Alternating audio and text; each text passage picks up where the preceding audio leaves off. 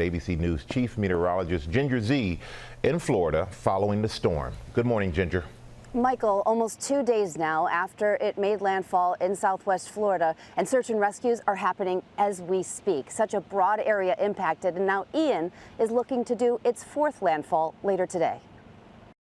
This morning, a constant stream of overwhelming images, a glaring reflection of Hurricane Ian's power. The behemoth making landfall Wednesday afternoon as a Category 4.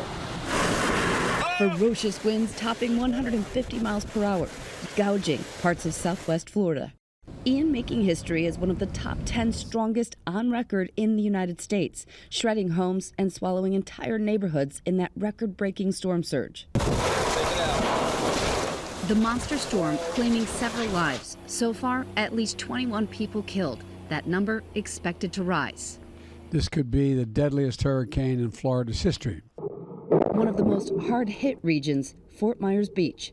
Watch as storm surge rips this house off its foundation, carrying it away. Boats floating through a neighborhood. Those four goals! This time-lapse of the beach capturing the rush of the surge into the streets. That same spot after, demolished. All that's left, piles of debris. And as the sun rose Thursday morning, we navigated through the dawn of destruction Ian left behind. The roads are a wreck, and this is going to make it so hard for people to get in to rescue folks. The Sanibel Causeway impassable after being battered by the epic surge. The Coast Guard hoisting people trapped near the island.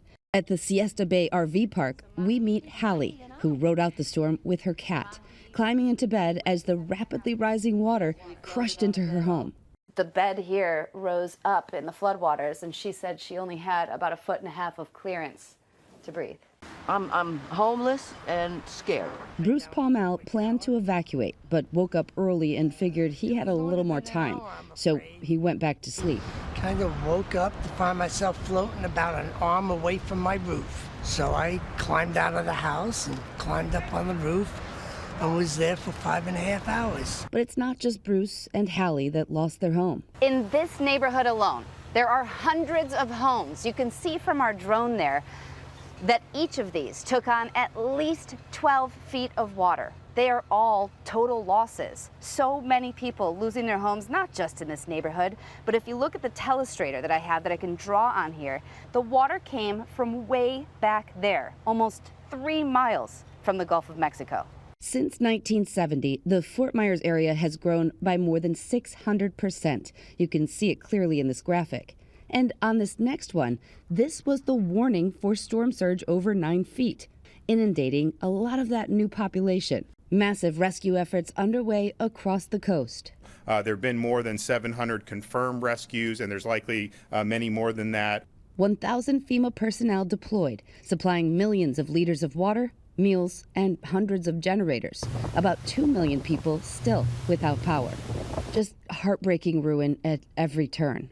But resilience and gratitude right there, too. You know, the men and women of the urban search and rescue teams have the most amazing fire in their belly.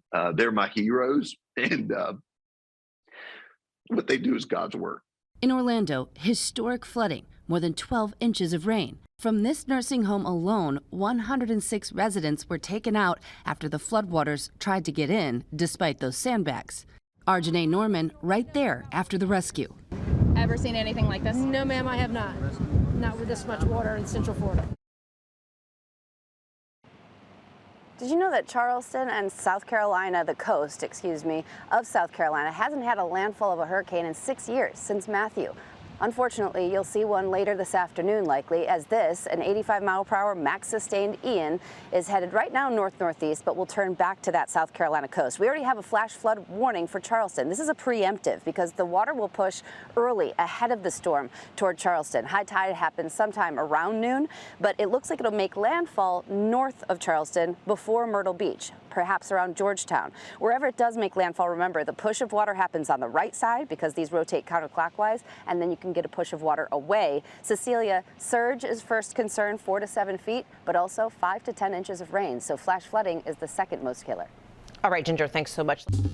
Well, Well, hey there, GMA fans. Robin Roberts here. Thanks for checking out our YouTube channel. Lots of great stuff here. So go on, click the subscribe button right over here to get more of awesome videos and content from GMA every day, anytime. We thank you for watching, and we'll see you in the morning on GMA.